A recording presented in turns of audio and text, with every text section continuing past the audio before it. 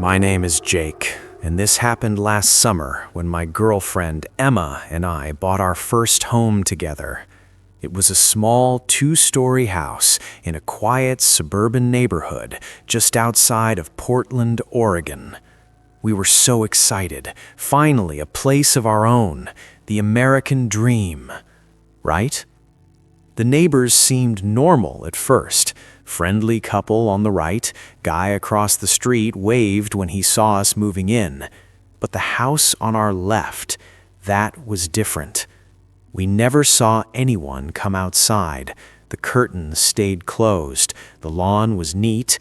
The house looked maintained, but it felt empty, except for the black SUV that was always parked in the driveway.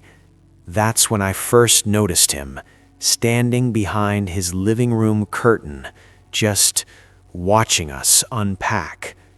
Over the next week, we kept seeing him, never outside, always inside, standing at his windows, watching. Emma noticed it too. She'd catch him at the upstairs window when she got the mail. I'd see him watching me leave for work. Every single time we looked back, he'd disappear. Then one night, around midnight, I walked past our bedroom window. Our room faced directly toward his house. He was standing there, in his upstairs window, fully visible this time, face turned straight toward our bedroom. The second I saw him, he stepped back into the darkness.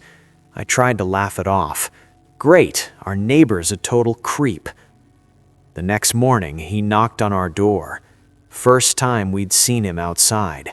He introduced himself as Marcus, mid-40s, average build, pleasant smile. He apologized for appearing to watch us the night before, said he was adjusting his blinds and didn't mean to look creepy. The apology seemed genuine enough. I didn't want to be rude, so I told him it was fine. But something about him felt off, something I couldn't quite place. A week later, Emma woke me up in the middle of the night. "Jake, someone's in our yard." I looked out the window. A figure was walking around our backyard, moving slowly, like he was searching for something. I yelled out, "Hey!" The person bolted toward the gate and slammed it shut. 3 nights later, it happened again. This time, I got a better look. It was Marcus. I was sure of it. I shouted his name. He just walked away like nothing happened. I went straight to his door, knocked hard. He answered immediately, like he'd been awake the whole time. He smiled, that same pleasant smile, and admitted it was him. "I was chasing away kids who jump fences in this neighborhood," he said. "Caught them coming from my yard into yours. Happens all the time. You'll get used to it." He kept smiling, but his eyes, there was something behind that smile, something dark. I didn't believe a word he said. The next day, Marcus invited us over for dinner. Friday night, pizza and beers, he said. Get to know your neighbors. Emma didn't want to go, but I thought maybe it would clear the air. We went. The second we walked into his house, the atmosphere felt wrong, heavy. Marcus had already been drinking, a lot. As the night went on, he got worse. He started making comments, little jabs at first, then bigger ones. Then he got angry, really angry. He started talking about the history of this neighborhood, how it used to be, who it was meant for.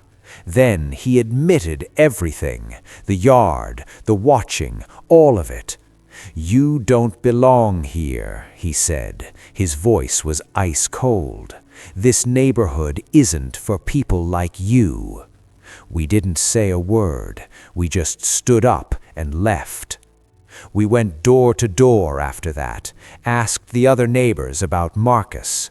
Some were shocked, others weren't surprised at all. "He's been a drunk since his divorce," one neighbor said. "Best to just avoid him." We tried. We really did. But how long can you avoid someone who lives 15 feet away from you? Then one night, a brick came through our living room window, shattered glass everywhere. We knew it was Marcus, had to be, but we had no proof.